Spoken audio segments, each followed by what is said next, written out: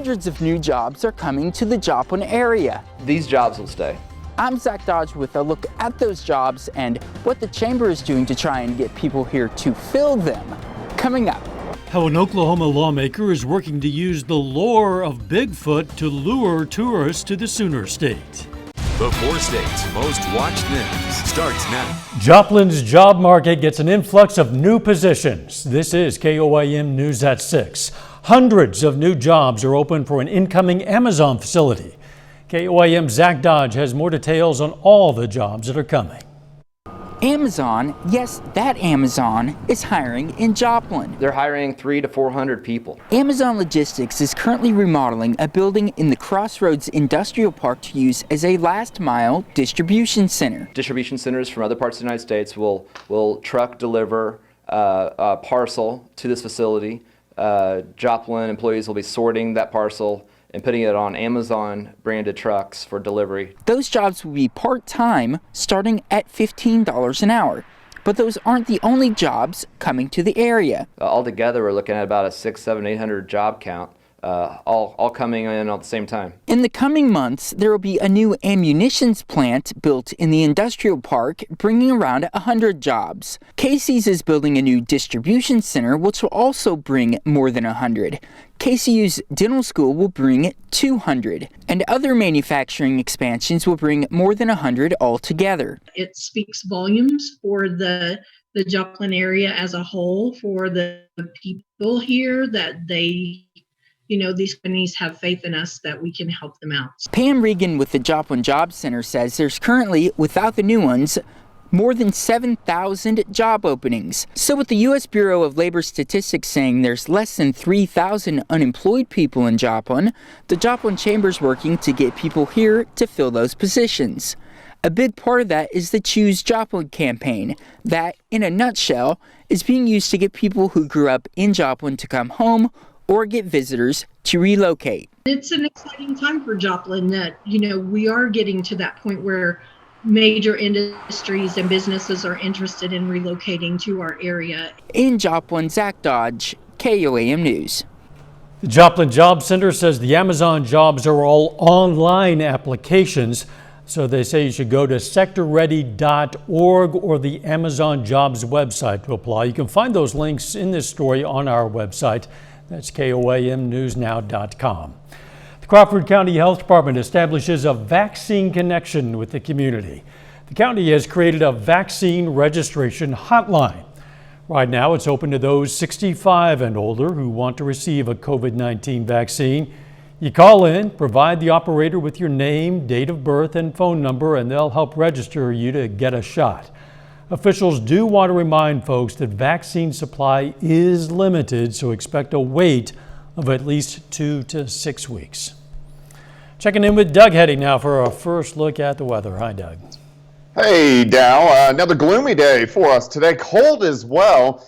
We had a midnight high of 41, but all day long we kind of sat right around the freezing mark with the cloudy skies and a little breezy out there. We actually have some light snow, which is going to roll in for us later on tonight. Now, we are dry now. We still have the clouds, but you can see a little bit of light snow showers trying to pick up in our western counties, Greenwood County on the Kansas side, but this will slowly increase throughout the evening hours. It's this wave which is heading toward us a little bit later on tonight. It's not extremely strong, but it's strong enough to give us some light snow. Look at it picking up, especially along and north of I-44 by 8 or 9 o'clock. This band will shift north, and then it will redevelop on top of us right around midnight. We'll see light, even moderate snow, really from midnight until about 6 a.m., and we are going to get some light accumulations across the region, so that's something we'll have to watch. Plus, look at this. It's cold, it's going to be dark, and our temperatures are going to be below freezing, so some of the roads could be impacted. So we're going to discuss all this coming up here in just a little bit. All right, we'll catch you then. Thanks, Doug. A semi-truck driver from Neosho, Missouri is dead from a crash in Oklahoma involving 3 trucks. Happened on US 270, about 12 miles west of Watauga, Oklahoma. The Highway Patrol says 29-year-old Sean Bush of Neosho, Missouri was driving a semi-truck that rear-ended another semi that had stopped at a railroad crossing. Bush's truck then crossed into the other lane and was hit by another oncoming semi. Bush died at the scene. Another driver from Garden City, Kansas, was taken to the hospital. The family of a 12-year-old nonverbal boy with autism in Carl Junction needs your help. The boy suffered second and third degree burns all over his body after an accident. He's in a Springfield hospital getting treatment, and that's where you come in. His parents, Stephanie Castleberry and her wife, Brandy, need help with covering the expenses from treatment, trips back and forth to Springfield, and food costs. All those expenses are piled on the cost of caring for 6 adopted children, all with special needs. So Family Friends set up a GoFundMe page to help. It takes special people to adopt 6 children. It takes really special people to adopt 6 special needs children. And I think these two deserve everything this community could give them and then some. The GoFundMe page has raised $4,100 so far. You can find a link to that page in this story on our website. Again, KOAMnewsnow.com. Still ahead, an Oklahoma lawmaker hopes legislation can help find the missing link to bring more tourism into the Sooner State, and why, when the Kansas City Chiefs take down the Bucs in the Super Bowl, you should not expect a parade. State of Kansas has a new program aimed at reducing the number of mentally ill people in jail. Governor Laura Kelly announced today the state's adopting a national program called Stepping Up. The program creates a technical assistance center. That center provides county officials with information to help guide policy and create programs that improve outcomes for people with mental illnesses and substance use disorders in jails.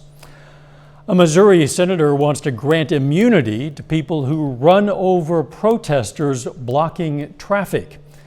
It's one of several proposals across the country in response to protests last summer over the death of George Floyd in Minneapolis police custody. That included protests in St. Louis that blocked traffic on busy roads. The legislation says it provides that a person may use deadly force against another person if such force is used against a person who is participating in an unlawful assembly. Opponents argue the bill would vilify nonviolent protesters and criminalize the same protest methods that helped take down Jim Crow laws and segregation. Bigfoot could soon play a role in bringing legend-seeking travelers to the Sooner State. At least that's the hope of Oklahoma State Rep. Justin Humphrey. He's introduced legislation that would create a Bigfoot hunting season in Oklahoma. He hopes that if passed, it would be a boon for the state's tourism industry. The town of Honobia is already getting in on the Missing Links popularity with an October festival. Miami business owner Jennifer Andre thinks it could bring in a lot of folks looking to find what's out in those woods.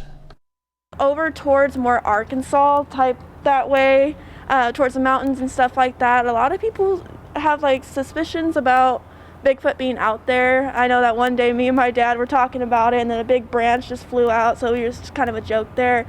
But you know, you never know. Hunting in this case would mean finding, maybe trapping, but not harming. If passed, the first Bigfoot hunting season could begin as early as this year. Kansas City Chiefs fans are going to have to find their own ways to celebrate if, and I should say when, their team wins the Super Bowl. City leaders have announced that when the Chiefs beat the Tampa Bay Buccaneers in Tampa, the city will not host a party. Now, it's traditional, of course, for the city of a winning Super Bowl team to organize a large celebration. Last year, Kansas City had a parade when the team won the Super Bowl, but this year, officials say it's just too dangerous in light of the pandemic.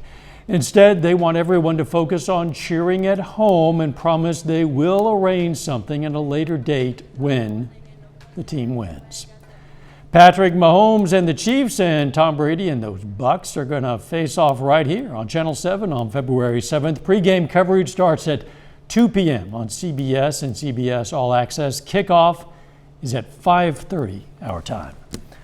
Doug Hetty is up next with his complete forecast. And later, a Missouri church is spreading the good word of science in hopes of stopping the spread of COVID-19.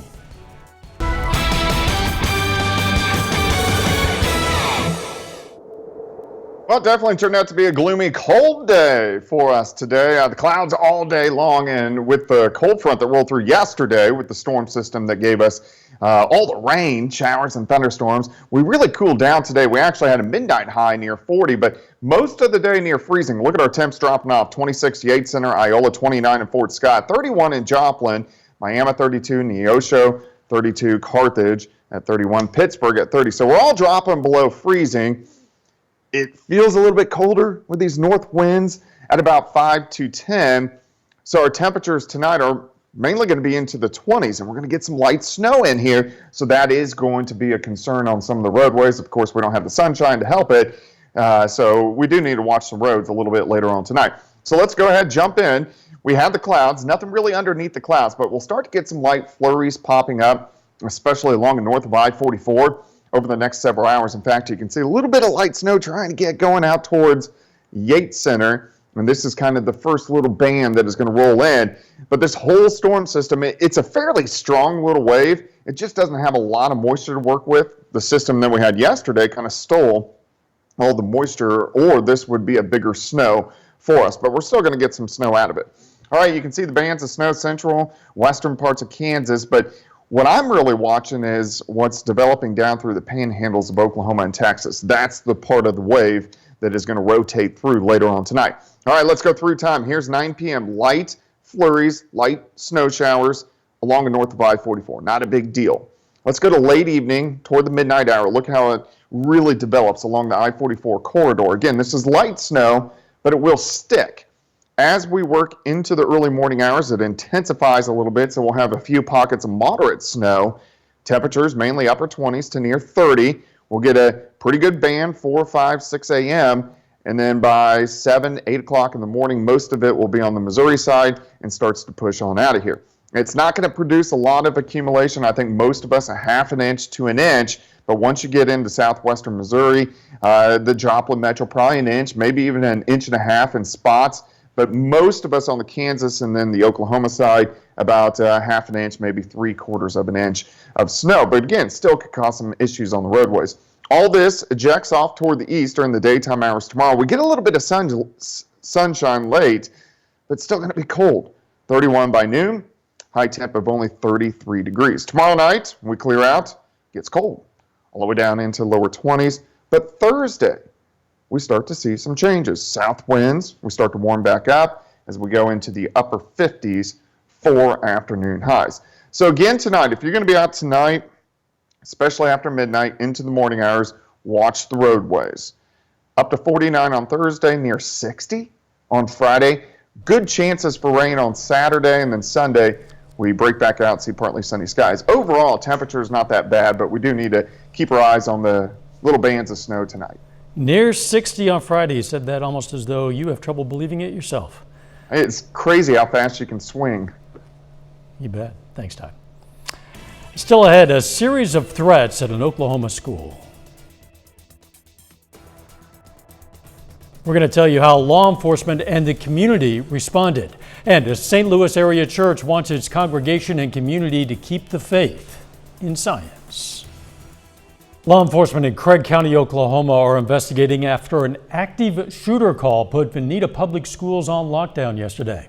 Investigators say at one point they were getting threats every 15 minutes. Amy Kaufman has the story. We heard that there was a shooter outside, and then we also heard there was a shooter inside, so we didn't know what was true. Veneta High School student Tucker Winfrey says he and his classmates were put on lockdown after an active shooter threat was called in. Winfrey's classmate Wilson Rife says he never thought something like this would happen in Veneta. She said we need to go on lockdown and lock all the doors. And we all just got in the corner and hid. Throughout the day, Craig County deputies and Veneta police officers responded to several different places in addition to the high school. The Veneta McDonald's and several other buildings downtown were evacuated. Officials at the scene say someone would call dispatch every 15 to 20 minutes describing people and cars and threatening to shoot and blow things up. Many people in town became very concerned. And I just saw, a lot of worried people, a lot of scared people. So I wanted to do everything that I could to comfort the families. Trinity Baptist Church member Ray Delcor says he went to the school and prayed with about 40 different families in the parking lot who were concerned for their children. Eventually, Oklahoma Highway Patrol troopers escorted students out from each of Veneta Public Schools buildings at the end of the day. Delcor says he wanted to show families and officers they weren't alone. A lot of times when bad things happen like this, I feel like people forget that the presence of God is still here. So I just wanted them to know that I care, and most importantly, God and the Lord cares. It was Amy Kaufman reporting again. That happened yesterday. Sheriff Winfrey says no shots were fired, and they're thankful no one was hurt. Wash hands and pray. Jesus and germs are everywhere. That's the message outside the door at Life Center International Church in St. Louis County. Church leaders say they're trying to spread the gospel and spread science-based COVID-19 information. It's spurred by a member of the congregation, Tamara Odie. She's has a PhD in nursing science, and she gave a presentation there about the coronavirus vaccines. You still have your rebels, but you have more people willing to be compliant because they have an understanding. Statistics show that understanding is needed. The county executive says the areas with the most COVID-19 cases have some of the fewest vaccination signups. Final check on the weather is next. Time now to honor a local veteran, James Weaver. The Miami, Oklahoma native served in the U.S. Air Force with the 3708 Squadron, and we are proud to salute James Weaver. He's tonight's four-state hero. You can learn about lots of other heroes. You can also submit a hero of your own anytime. Just go to our website, KOAMnewsnow.com. Kansas City Hospital is sharing these adorable photos of its NICU babies in Chiefs gear. The University of Kansas Health System got the little ones involved on Game Day Sunday a couple days ago. That's when the Chiefs won the AFC Championship and a trip to the Super Bowl for the second year in a row. The hospital says these babies are battling complex medical issues that required extended care, and I'm sure these outfits help to cheer up everyone. Got to indoctrinate them early in the Chiefs Nation. Jordan Abbey joins us with a look at what's coming up on our sister station, KOAM News at 9 on Fox 14. Down tonight at 9, we'll have the latest after a winter storm blanketed the Midwest and some western states. In the south, a tornado tore through Alabama. Also, doctors say more people have been snacking during this pandemic, but there are ways to munch mindfully. And going to preview the fan experience at this year's Super Bowl. That and much more, of course, coming away tonight. KOAM News at 9 on Fox 14. Jordan, thanks. Let's check in with Doug Hetty now for a final look at the weather. All right, Dow, it looks like we're going to have some light snow showers throughout the overnight hours tonight, especially between midnight and 6 a.m. And we are going to get some minor accumulations with this, so be careful if you are going to be on the roadways late tonight into tomorrow morning. I think most of us about a half an inch, upwards to about an inch of snow, and then again, staying cold for us tomorrow. Cold is typical. Hey, to stay up to date on the latest news, weather, cold or otherwise, also sports, download the KOAM News app. It's available free of charge. You'll find it in the Apple App Store, also in the Google Play Store. Again, all you have to do is search for KOAM News app. If you haven't done this yet, why not? Might as well do it right now. Thanks for joining us. We'll see you right back here for KOAM News at 10. In the meantime, let's take care of ourselves and each other.